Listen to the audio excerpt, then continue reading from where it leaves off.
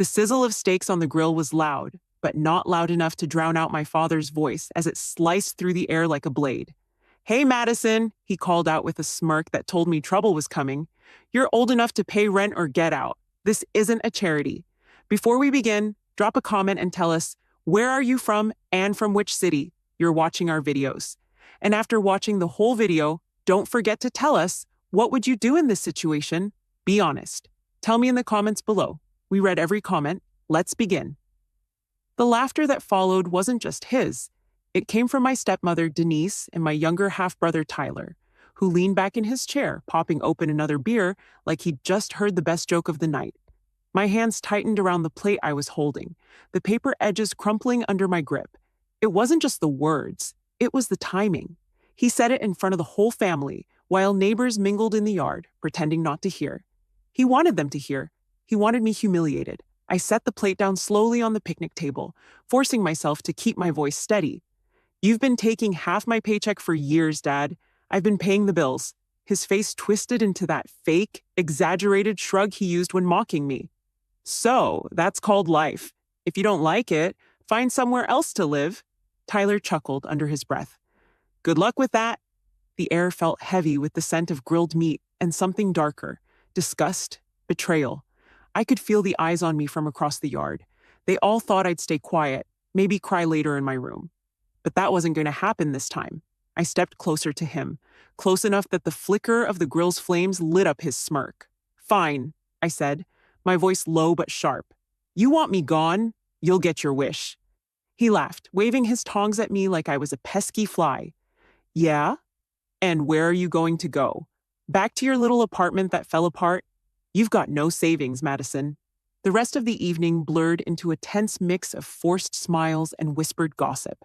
But in my mind, plans were already snapping into place. He didn't know what I had been working on quietly for months.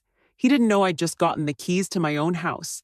By the time the BBQ was over, I'd made up my mind. I wasn't going to drag this out. If he wanted me gone, he was going to see just how far gone I could be. And when I left, I'd take more than my things. I'd take the comfort he thought he controlled. The next morning, I loaded the last box into the back of my car. My hands shook, not from sadness, but from the rush of knowing what was coming. I drove to my new place, a small but beautiful 2-story home with white siding and a wraparound porch. The air smelled fresher here. By noon, I had the deed in my name on the kitchen counter. I sent a short, simple message to my dad. "I've moved out. The bills are yours now." It didn't take long. Within an hour, my phone lit up with his number. I let it ring. Then another call from Denise. I let that one ring too. By dinner time, I heard the sound of a truck pulling up outside my new house. I looked out the window and saw my father getting out, his face pale, his jaw tight. Denise trailed behind, looking as if she'd swallowed something sour. When I stepped onto my porch, he stopped at the bottom of the steps. "You're not serious," he said, voice low, urgent. I leaned against the railing, my arms crossed. "I told you. You said pay rent or get out. I chose get out. And now?" My voice sharpened. "I'll stop paying your bills too." His face drained of color completely. Denise's lips parted, but no sound came out. Tyler's car was behind them, and even he looked uneasy. For the first time in my life, I realized the power I'd been giving them all along. And I knew I was just getting started.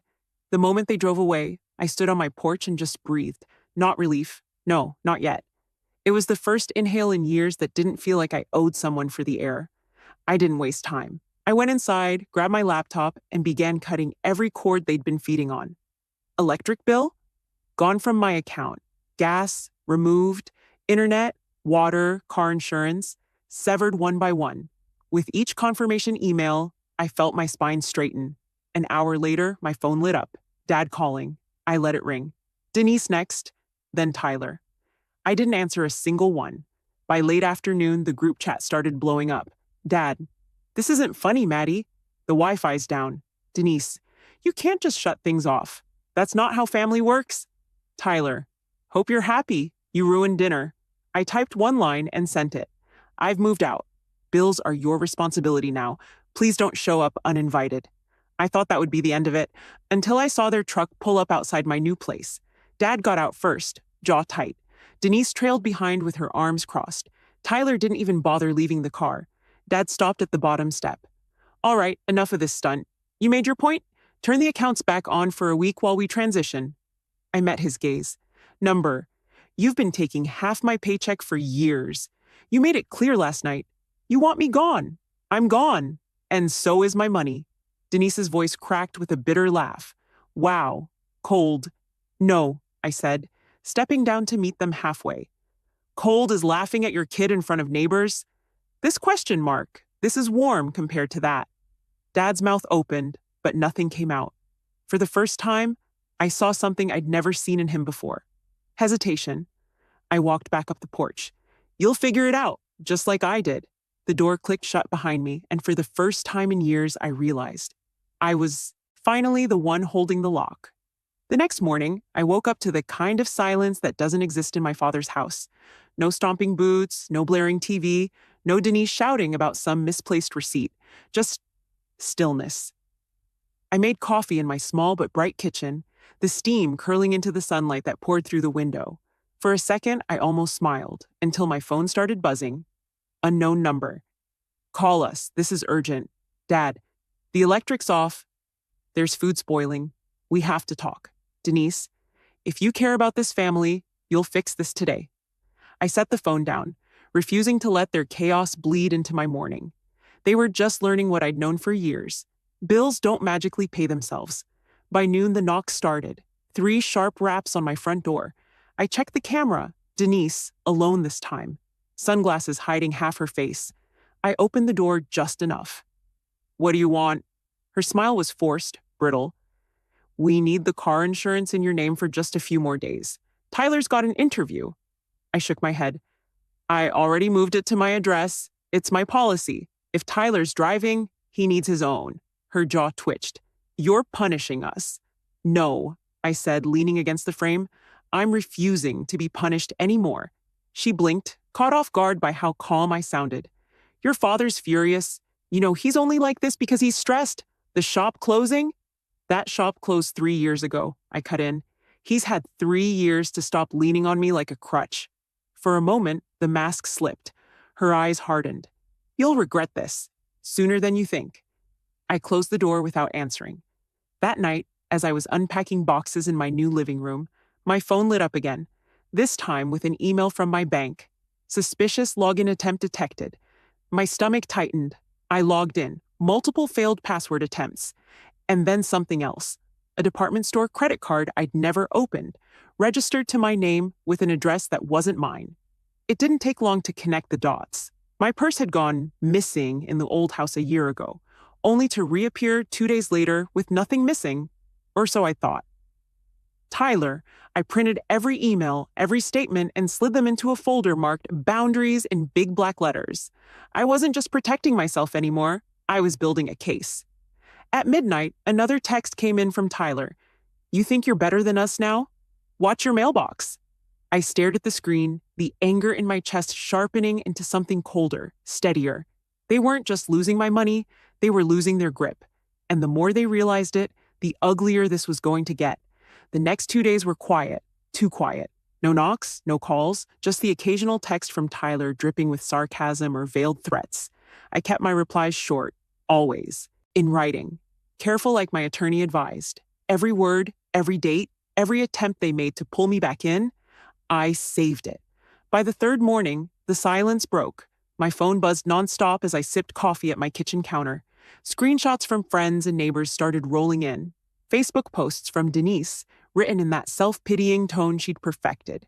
Some people think they can just turn their back on family. After all we've done, they leave us in the dark. Literally. The comments were predictable. Mutual friends offering sympathy, distant relatives I hadn't spoken to in years asking what happened. And of course, her favorite move, leaving just enough detail out so the villain could be anyone. But the most telling thing, not one of them tagged me, not one said my name. They wanted to paint the picture without giving me a brush. I didn't take the bait. Instead, I called the power company, water company, and internet provider again to confirm every account had been switched to their name. I wasn't giving them a single inch of leverage. By noon, my doorbell rang. The camera feed made my jaw tighten. Dad this time, alone, hands shoved deep in his jacket pockets. I opened the door but stayed behind the threshold. What is it? His voice was calmer than I expected, but the edge was still there. We've got a situation. The mortgage payment's due, and without your transfer, not my problem, I said before he could finish. His eyes narrowed. Do you even hear yourself? You've been part of this household for years. You don't just walk away from responsibilities overnight. I laughed. Actually laughed, sharp and humorless. You mean the responsibilities you dumped on me the second I started working? The ones you never asked about, just took? He stepped closer. You think this new place makes you better than us? That you can just hide here while we drown? I met his stare without blinking. I'm not hiding, Dad. I'm just done being your lifeline. His jaw worked like he was chewing on a dozen unsaid threats. Then he turned to leave, but not before tossing one last shot over his shoulder. You're going to regret this when you come crawling back. I closed the door slowly, almost enjoying the click of the lock. Crawling back wasn't in my vocabulary anymore. That night, as the sun dipped low and the air cooled, I saw their situation unravel in real time. A neighbor from my old street called me, voice low like we were sharing a secret. They were out in the driveway arguing, loud. Something about the bank account being overdrawn. Denise was screaming that she couldn't buy groceries, and your dad kept saying it's your fault. I thanked them, hung up, and sat there for a long moment. They were feeling it now, the weight I'd carried alone for years pressing down on them for the first time. The next day, I decided to make it clear this wasn't just about me. Leaving, it was about reclaiming every inch of control they'd stolen. I went to the bank, met with the manager, and closed the last joint account they still had access to. When I left, the folder in my bag felt heavier, thicker, more complete. That evening, a text came through from Denise. You've made your point. We get it. Just, please help us this month.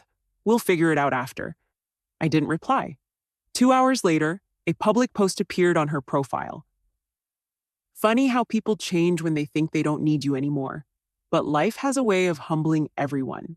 For once, she was right.